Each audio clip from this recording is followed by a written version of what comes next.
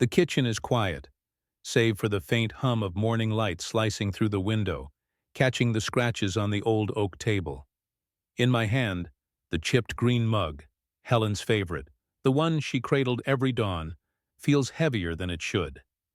The coffee inside has gone cold, a dark mirror reflecting my face. Richard Hale, 63, silver-haired, eyes hollowed by 2 weeks of loss. Helen is gone, and I'm adrift in a fog where everything is familiar yet achingly foreign. Beyond the window, her garden thrives, defiant. Rosemary bushes sway in the breeze, whispering secrets I'm not ready to hear. The funeral flowers on the dining table wilt, petals falling like dried tears. I can't bring myself to clear them away. Not yet. The phone buzzes, shattering the stillness. Mark's name glows on the screen. My thumb hovers over the answer button, hesitating, but I pick up. His voice cuts through, sharp and impatient, no pleasantries. "Dad, we need to talk about the house," he says. "Laura and I have been discussing it. You can't stay there alone. It's too big, too expensive. You should sell it, move somewhere smaller, more practical." I let his words hang, filling the silence. Practical. The word drips with pretense, a knife wrapped in silk. I know Mark. He's not thinking of my practicality. He's thinking of money, money for his new condo, money for plans he's never shared with me. I glance at the mug, my reflection distorted in the black liquid. There's still a spark in my eyes, one they don't see. "I'm listening," I say, voice steady. But inside, a storm brews. I don't tell Mark the house is paid off, a secret Helen and I buried deep. Not because we didn't trust the kids, but because Helen always said, "Some things, Richard, you only share when the time is right." The phone buzzes again in the late afternoon. Laura, this time, my youngest. Her voice is softer, a rehearsed melody. "Dad, Mark told me you're struggling. I'm worried about you. That house, it's full of memories. Maybe letting it go is best for you. I found a lovely apartment near us, and you know Emily needs help with tuition." Emily. My granddaughter, the one bright spot in this mess. I picture her, 12 years old, with eyes wide and a smile that echoes Helen's. But Laura's not mentioning Emily out of love. She's using her as leverage, turning my grief into a bargaining chip. A chill runs down my spine, not from the draft through the window, but from something deeper, as if Helen's watching, urging me to tread carefully. "Thank you, Laura," I say, keeping my tone even. "I'm fine. I'll think about it." I hang up before she can respond. The kitchen falls silent again, but it's not peaceful. It's the hush before a storm, when the air grows heavy, waiting for a spark. I set the mug down and walk to the garden, where the rosemary's scent is sharp and alive. I brush a sprig, feeling the sticky sap on my fingers, and a memory, no, a sensation, flashes through me. Helen stood here once, right in this spot, her eyes piercing mine with a knowing look. "Richard," she said, "one day you'll have to fight to keep what's yours, and you'll win." I step back inside, a strange energy pulsing through me. On the living room bookshelf, tucked between Helen's cookbooks, I spot something out of place. A slim, leather-bound notebook, its cover a pale blue that doesn't belong. I've never seen it before. My heart quickens, as if the notebook is calling me. I reach for it, my fingers grazing the cool leather, and a jolt, like static but sharper, runs through me, not pain, but a warning. I open it, expecting Helen's handwriting, but the pages are blank. Almost. In the corner of the first page, a small symbol, a circle with 3 diagonal slashes drawn in black ink. It's not Helen's hand, yet it feels like her, a breadcrumb left for me alone. The phone buzzes again. Mark. I ignore it. Instead, I clutch the notebook and head upstairs, locking myself in Helen's study. The room still smells of her, rosemary and lemon, like the garden. I sit at her desk, the notebook before me, and feel a power stirring within, as if I'm not just a widower in mourning, but a man standing at the edge of something vast. Outside, the wind picks up, rattling the windows. I hear something, a whisper, not quite a voice, but clear enough to raise the hairs on my neck. "They're coming, Richard," it says. "They'll try to take everything, but you're stronger than they know." I glance around, but there's only darkness and the silent shelves. Is it Helen? Or my mind, clawing for meaning in the grief? I don't know, but I know this. Mark and Laura are plotting, and I won't let them dictate my life. The notebook in my hands isn't just paper. It's a clue, a key, and I'll find the lock it opens. The door to Helen's study clicks shut behind me, sealing me in with her scent. Rosemary and lemon, sharp and alive, as if she's still here, lingering in the air. The pale blue notebook sits on the desk, its leather cover catching the dim glow of the desk lamp. That symbol, a circle with 3 diagonal slashes, burns in my mind, a riddle I can't yet solve. My fingers tremble as I open it again, half expecting the pages to speak. They don't. They're still blank, except for that single mark, stark against the cream paper. But something about it feels alive, like a pulse beneath the ink. I lean back in Helen's chair, the wood creaking under my weight. This room was her sanctuary, a place where she'd sit for hours, scribbling in journals I never read, planning a future I thought we'd share. Now, I'm here alone, Richard Hale, a man unmoored, searching for answers in a house that feels more like a labyrinth with each passing hour. The whisper from the garden still echoes in my ears. "They're coming, Richard." And I can't shake the sense that Helen left me more than memories. She left me a map. I scan the room. Bookshelves line the walls, stuffed with novels, gardening guides, and folders she meticulously organized. My eyes catch on a corner of the shelf, where a single book, a worn copy of The Secret Garden, sits slightly askew, as if nudged out of place. Helen loved that book, but this misalignment isn't her style. She was precise, deliberate. I cross the room, my pulse quickening, and pull the book free. Dust swirls in the lamplight, and behind it, tucked into the shadows, is a pale blue folder, the same shade as the notebook. My breath catches. The folder is heavy, its edges worn but intact, sealed with a wax stamp bearing the same circle and slashes symbol. My fingers brush the wax, and that jolt hits again, sharper this time, like a spark leaping from the page to my skin. I break the seal, heart pounding, and open it. Inside is a collection of documents, bank statements, a deed, a letter in Helen's looping handwriting. The sight of her script steals my breath, as if she's reaching through time to guide me. The letter is addressed to me. "Dear Richard," it begins, "if you're reading this, you need to know what's inside. I've kept things from you, not out of distrust, but to protect you until you were ready. Our children will circle, Richard. They'll see your grief as weakness, your home as a prize. Don't let them. You are stronger than they know, stronger than you know. The villa is yours. Use it when the time comes." Villa? My eyes dart to the deed. It's for a property in Portugal, Algarve, a coastal town with a name I can't pronounce. The paperwork is in Helen's name alone, dated 5 years ago. There's no mortgage, no lien, just her signature, and a note in the margin. "For Richard's freedom." My mind reels. Helen bought a villa, a secret she never shared, not even with me. Why? And why now, when she's gone, does it feel like she's standing beside me, urging me forward? The bank statements reveal more. A separate account, untouched by our joint finances, with a balance that makes my head spin. There's a life insurance policy for Emily, my granddaughter, tucked into a sealed envelope marked, "For her future, not theirs."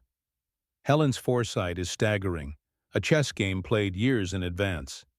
But it's the final page that stops me cold. A single sheet, not paper but something older.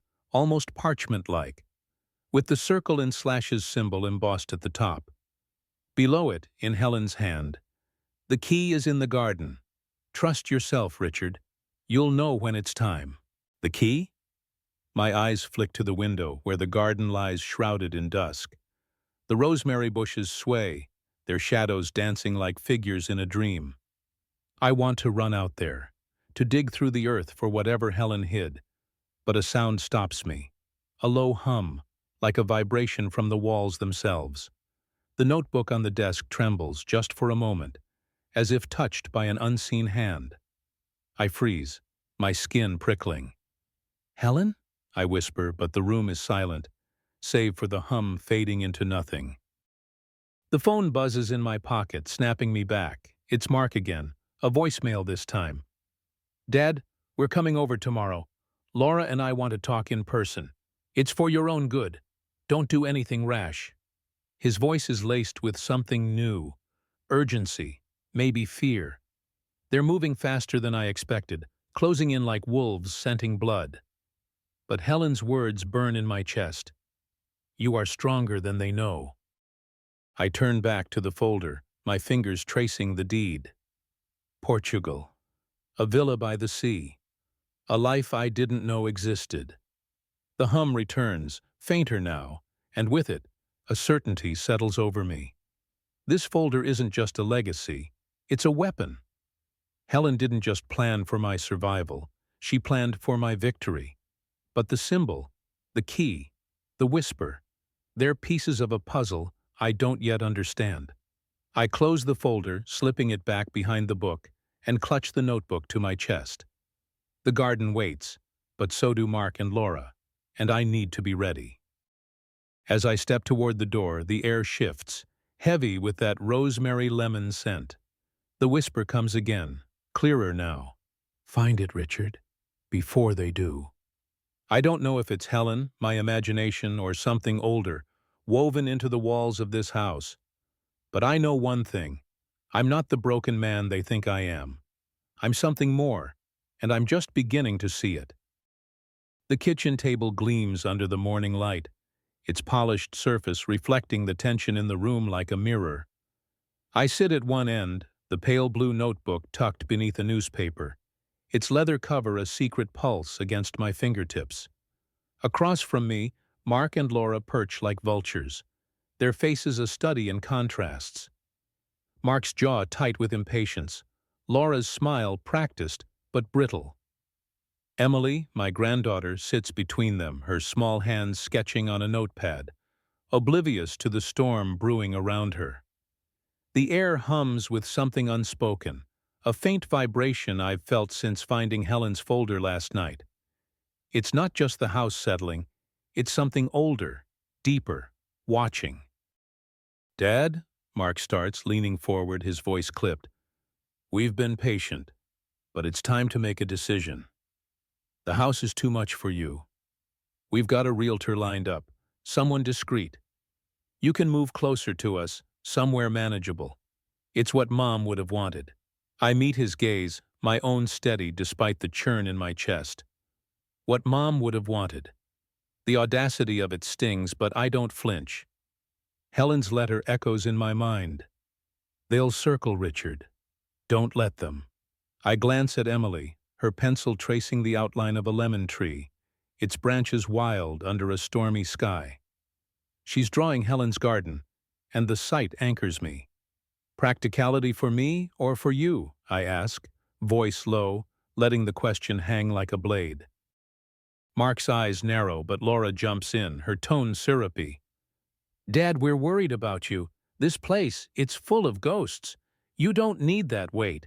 And Emily's tuition, it's a lot. Selling could help us all." She reaches for Emily's shoulder, a calculated gesture, but Emily shrugs her off, focused on her sketch. I catch a flicker in Laura's eyes. Annoyance, maybe fear. They didn't expect resistance. I lean back, fingers brushing the newspaper, hiding the notebook. The symbol inside, circle with 3 slashes, flashes in my mind, a cryptic warning I haven't decoded. but it's enough to remind me of Helen's foresight, her strength now flowing through me. The house is paid off, I say, the words deliberate, a gauntlet thrown. No mortgage, no debt. Helen made sure of that. The room stills. Mark's mouth opens, demons, then closes, his calculations crumbling. Laura's smile falters, her hands tightening on the table. Paid off? She says, voice thin. You never told us. There was no need, I reply, my gaze shifting to Emily. She looks up, her eyes bright with something like pride, and I feel a spark ignite within me. Helen's voice whispers again, not from the walls this time, but from somewhere inside. You're stronger than they know. I don't mention the villa in Portugal, the bank account, or the parchment with its mysterious key.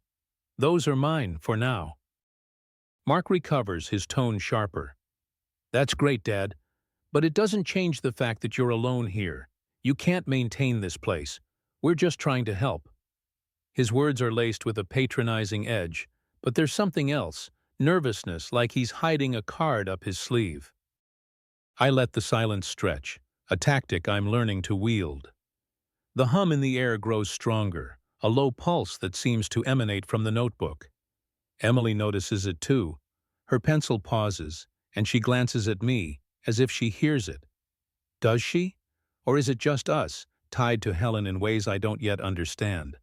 I appreciate your concern, I say finally, but I'm not ready to decide. This is my home, Helen's home, Emily's home. Laura's eyes flash, but she softens her voice. Dad, think of Emily. She deserves a future, stability. We're a family. She gestures to the girl who's now coloring the lemon tree's leaves a vivid green, oblivious to her mother's manipulation. Emily's future is secure, I say, my voice firm but calm. Helen saw to that. I don't elaborate, but the words land like stones. Laura flinches, and Mark shifts in his seat, his fingers drumming a restless rhythm. They're rattled, and I feel a surge of power, not anger but clarity. I'm not their pawn. Emily looks up, holding out her drawing. Grandpa, it's the garden, like Grandma's.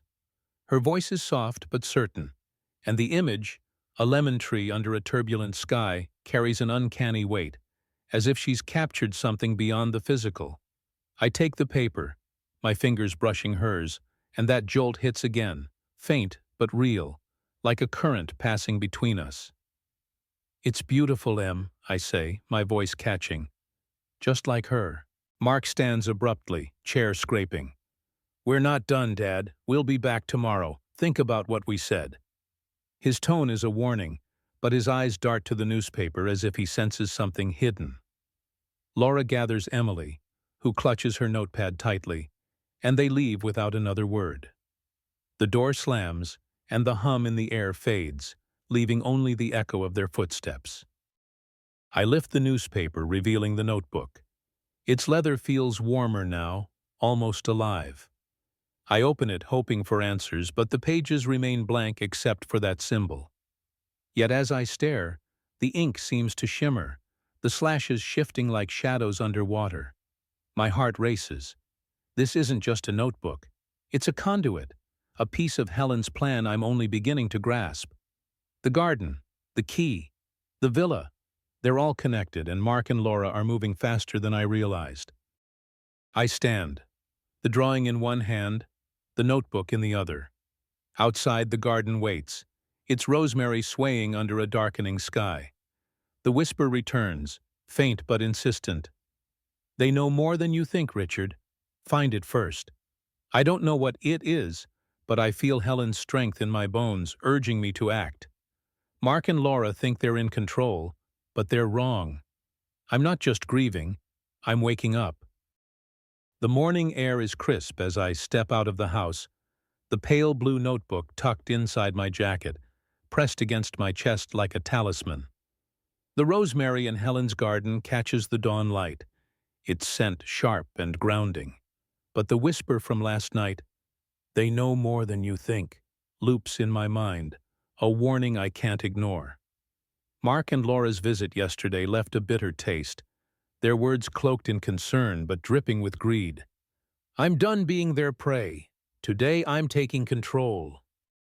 I drive to Peter's office, my old friend and lawyer, in a collared shirt instead of the sweatpants I've worn like armor since Helen's death.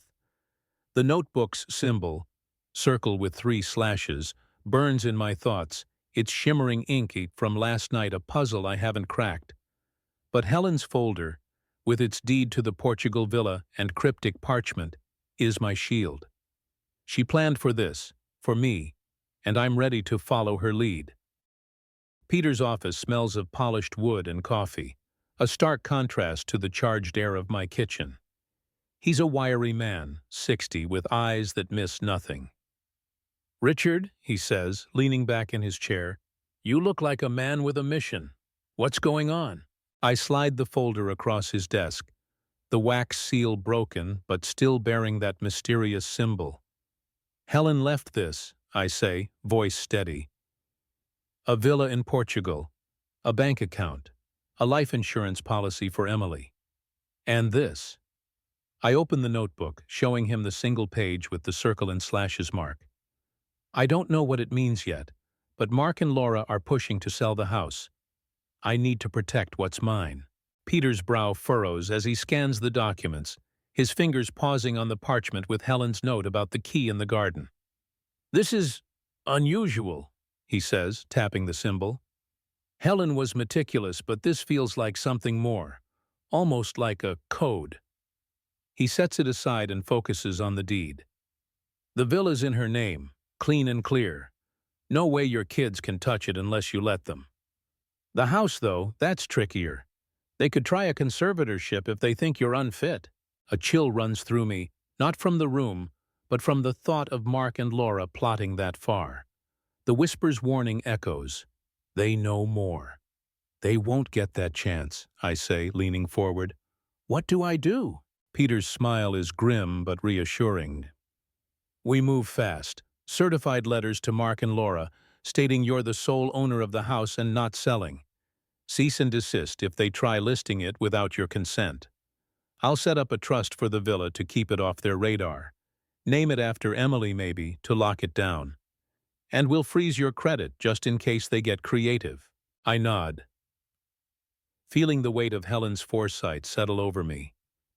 She knew they'd come for everything, and she armed me for this fight. As Peter drafts the letters, I pull out Emily's drawing from yesterday, the lemon tree under a stormy sky. The lines seem to pulse under the office light, almost alive, and that jolt hits again, faint but undeniable, like a current tying me to her, to Helen. I slip it back into my pocket, my resolve hardening. "Richard," Peter says, pausing his pen, "this symbol, where'd you see it before?" I hesitate, then admit it's only in the notebook and folder. He frowns, thoughtful. "Helen was into old books, right? Maybe it's from something she studied. I'd look into it. Feels like it's more than decoration." Back home, I act on Peter's advice. I rent a P.O. box at the post office, thus redirecting my mail to keep Mark and Laura from snooping. I change the deadbolt on the front door. The click of the new lock, a small victory.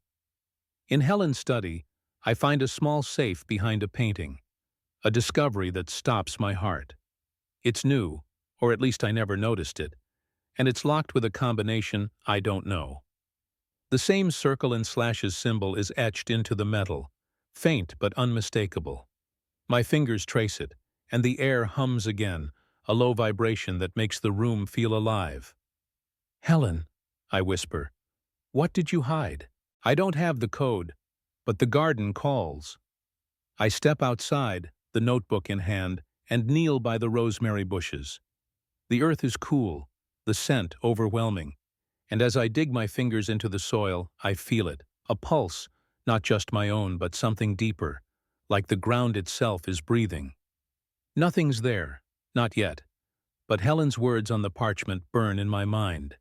The key is in the garden. I stand, dirt on my hands, and notice the lemon tree from Emily's drawing, its branches swaying as if pointing to something hidden. My phone buzzes, Mark, a text this time. Dad, we're worried. Don't do anything rash. Let's talk tonight. Laura follows with a softer plea. Dinner at our place? Emily misses you. I don't respond. They're circling closer, their urgency a sign they sense I'm slipping from their grasp. But the hum in the air, the pulse in the garden, the symbols shimmer. They're signs too. Helen left me more than a villa. She left me power, and I'm starting to feel it. I return to the study, locking the door. The notebook lies open, and as I stare at the symbol, it shifts again, the slashes curling like tendrils of smoke. My breath catches. This isn't my imagination. It's a message, a map, and I'm close to cracking it. Mark and Laura can come tonight, but they'll find a different man waiting, one who's ready to fight not just for a house, but for a legacy they'll never understand. The house is quieter now, as if it knows I'm taking it back. The morning sun filters through the kitchen window, painting Helen's garden in gold, but the rosemary bushes seem to hold their breath, waiting. The pale blue notebook rests on the counter, its circle and slashes symbol catching the light, still a riddle I haven't solved. But I'm not the man I was a week ago, adrift in grief. I'm Richard Hale, and I'm done letting Mark and Laura dictate my life. Helen's folder, her villa, her bank account, her cryptic note about the key, has lit a fire in me. Today I draw a line. I spent the night packing boxes, not out of surrender but strategy. Mark's old trophies, tarnished and heavy with his adolescent pride, sit in one cardboard crate. Laura's piano books, their pages yellowed from years of neglect, fill another. These are their pasts, not mine to carry. Each item I pack feels like shedding a weight, a refusal to be their keeper any longer. I seal the boxes with tape, my hands steady, and write a note for each. I'm keeping what belongs to me. The words are simple, but they carry Helen's strength, her warning. They'll circle, Richard. Don't let them. I drive to the post office, the boxes rattling in the trunk. The P.O. box I rented yesterday is already collecting mail. Bills, condolence cards, a letter from Peter confirming the cease and desist notices sent to Mark and Laura. They can't list the house without my consent, and the villa in Portugal is locked in a trust for Emily. I mail the boxes, certified, ensuring they'll land like bombs in my children's lives. It's not cruelty, it's clarity. They wanted to carve up my world. Now they'll face their own relics.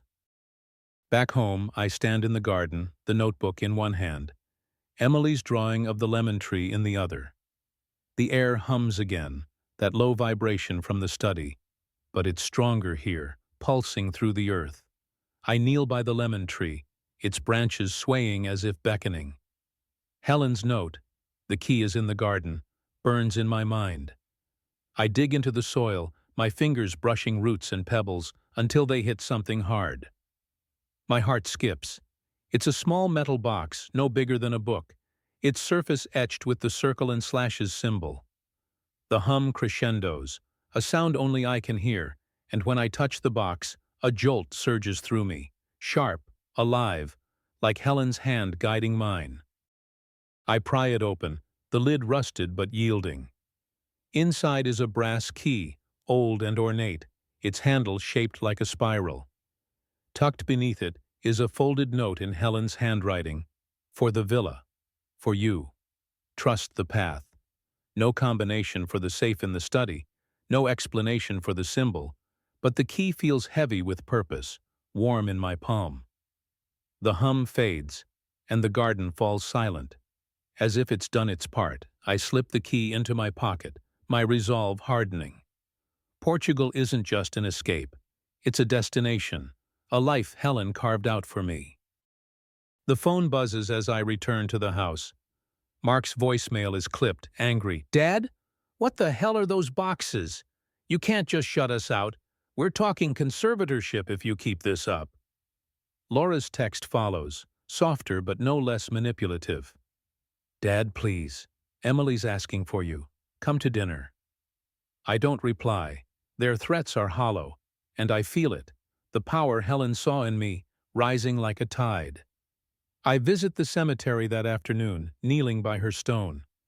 The air is still, but her scent lingers. Rosemary, lemon, her. I'm doing it, I whisper. I'm keeping what's ours. Back home, I make final preparations. I buy a safe for the study, smaller than the one behind the painting, and lock the folder and notebook inside. The brass key stays with me, a secret I won't share. I arrange for Joyce, my neighbor, to collect my mail, her kind eyes unaware of the storm I'm navigating. The house feels lighter now, its silence truer, as if it's aligning with me, but the lemon tree outside still calls, its branches swaying in a breeze that carries that whisper again. They're closer, Richard. Hurry. I sit at the kitchen table, Emily's drawing before me. The stormy sky she drew seems to shift, the clouds curling like the symbol's slashes. My fingers trace the lines, and that jolt hits again, softer but clear, as if Emily's tied to this too. Is she? Or is it Helen, weaving us together across time? Mark and Laura's dinner invitation looms, but I know it's a trap, a chance to pressure me further. They think I'm weak, a grieving old man. They're wrong. I write a list on a legal pad, a habit Helen taught me. What they know, what they don't, what I keep. The house, the villa, the key, they're mine, and I'm ready to protect them. The notebook's symbol, the garden's pulse, the safe's locked secrets. They're pieces of a puzzle I'm close to solving. Mark and Laura can come tonight, but they'll face a man who's not just surviving, he's fighting. And I'm starting to believe I'll win. The sea stretches before me, a sheet of sapphire under the Algarve sun, its waves whispering secrets that feel like Helen's voice. I stand on the villa's terrace, the brass key from the garden heavy in my pocket, its spiral handle warm against my fingers.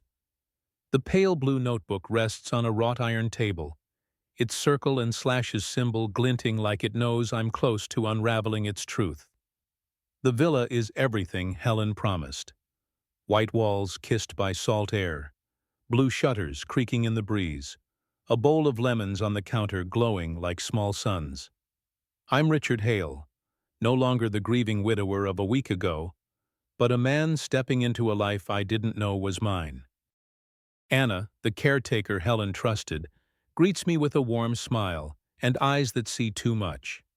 She's a woman in her 50s, her hands calloused from tending the villa's garden, where rosemary and lavender grow wild. "Senor Richard," she says, her accent thick but kind. "Senora Helen spoke of you often. She said you'd come when the time was right."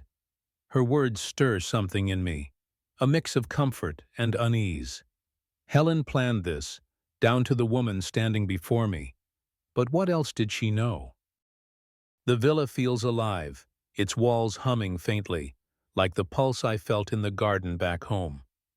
Anna shows me the rooms, simple, sunlit, with Helen's touch in every detail. A woven rug, a painting of a lemon tree, a shelf of books with her handwriting in the margins. In the study, I find a locked drawer in the desk, its handle etched with the same circle and slashes symbol. My fingers graze it, and that jolt hits, sharp, electric, a reminder of the key in my pocket. I don't try it yet. The hum grows stronger, and Anna glances at me, as if she feels it too. "This house," she says softly, "it holds Senora Helen's heart, and her secrets." I settle in, the sea's rhythm calming the storm that's been raging since Mark and Laura's visit. Their texts have followed me across the ocean. Mark's curt demands, "Dad, we need to talk about the house." Laura's pleading apologies. "Emily misses you, let's work this out." I've ignored them, but the whisper from the garden lingers. "They're closer, Richard. I don't know what they're after, the villa, the key, or something more, but I feel Helen's strength guiding me, her foresight a shield." Emily arrives a week later, her small suitcase dragging behind her. At 12, she's a mirror of Helen, wide eyes, a smile that cuts through my defenses. "Grandpa," she calls, running to me, her notepad clutched tight. Anna takes her bag, and we sit on the terrace, the sea sparkling below. Emily opens her notepad, showing me a new drawing. The villa's lemon tree, its branches curling like the symbol's slashes, a faint figure in the background that could be Helen. My heart skips. "It's like Grandma's garden," she says, voice soft. "I dreamed about it last night." I touch the drawing, and the jolt comes again, softer but undeniable, a thread connecting us to Helen. "You feel her too, don't you?" I ask. Emily nods, her eyes bright. "She told me to come here, in the dream. She said you'd need me." My throat tightens. Is it a child's imagination or something more? The hum in the air pulses, and the key in my pocket grows warmer, as if responding. Anna joins us, bringing tea and stories of Helen. "She came here years ago," Anna says, "after helping me out of a bad debt. She said this place was for someone who needed to start again." Her gaze lingers on me, and I wonder how much she knows about the key, the symbol, the safe back home. I don't ask. Not yet. Instead, I walk with Emily to the village, where the market buzzes with vendors selling olives and bread. She laughs, her joy a balm, and I feel the weight of grief lifting, replaced by purpose. But the past doesn't let go easily. A video call from Laura interrupts our evening, her face on the screen strained but composed. "Dad, Emily can't stay there forever. She has school. And we're sorry. Let's talk." Her voice cracks, but I see Mark in the background, his arms crossed, eyes sharp. They're not sorry. They're desperate. I glance at Emily, who's sketching again, oblivious. "We'll talk when I'm ready," I say, ending the call. Later, Emily shows me a letter she found in her mother's drawer before leaving. A bank statement for the life insurance policy Helen left her, hidden by Laura. "Mom didn't tell me," she whispers, hurt flickering in her eyes. I pull her close, anger flaring at Laura's betrayal, but pride swelling for Emily's honesty. "Your grandmother planned for you," I say. "I'll make sure you get it." I set up a portfolio for her, managed through Peter, ensuring her future is hers alone. That night I sit alone on the terrace, the notebook open before me. The symbol shimmers again, its slashes twisting like waves. The key in my pocket hums, matching the villa's pulse, and the whisper returns, clearer now. "Open it, Richard. It's time." I stand, heart racing, and approach the study's locked drawer. The key fits perfectly, the lock clicking open with a sound like a sigh. Inside is a single page, parchment-like, with Helen's handwriting. The symbol is the path. Trust Emily. Trust yourself. Below it, a map, rough, hand-drawn, leading to a cliff near the sea. I don't sleep. The map, the key, Emily's dreams. They're pieces of a puzzle Helen left. A legacy bigger than a villa. Mark and Laura's desperation gnaws at me. They know something, and they're coming. But I'm not running anymore. I'm building here with Emily in a place Helen made for us. The sea whispers below, and I feel it. I'm home, and I'm ready for what's next. The municipal hearing room smells of old wood and stale coffee, its fluorescent lights casting harsh shadows on the faces before me.